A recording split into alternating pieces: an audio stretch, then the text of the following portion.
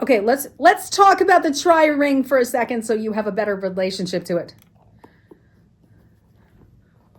Well, I'm gonna show you. So the way the tri-ring works, it has 3 seams on it, and you line up the seams with the petals.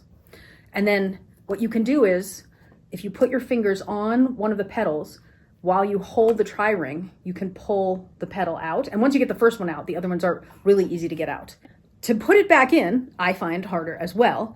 What you do is you line up one of them with, so you want the seam lined up with the line.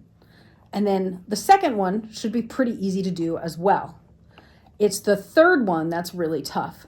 So if you take this thing, the petal, and you squeeze your petal, and then you push the tip, just the tip, down into the hole, and then you push really hard toward the string, while you push the tri-ring toward the end of the capsule, it will go in there. I think what's really important though is making sure that you have the seam of the petal lined up with the tri-ring. And if you don't, it's impossible.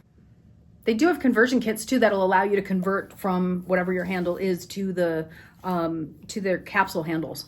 You know, I think the method that I just gave you has been the most effective for me. I also have weak hands, so if I can do it, I feel like most people can.